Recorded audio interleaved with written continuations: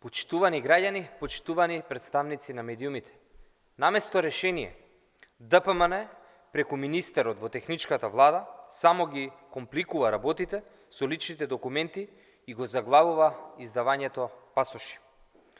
Иако владата донесе одлука возачките и сообраќајните дозволи кои треба да се променат да бидат бесплатни, надлежното министерство касни со реализацијата. Се уште има проблеми и со налепниците за регистарските таблички, МВР не ги доставува редовно и не достасуваат на станиците за технички преглед.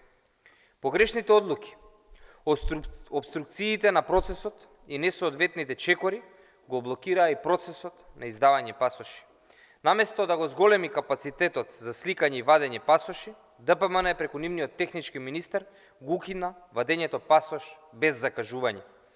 Тоа негативно влијаеше.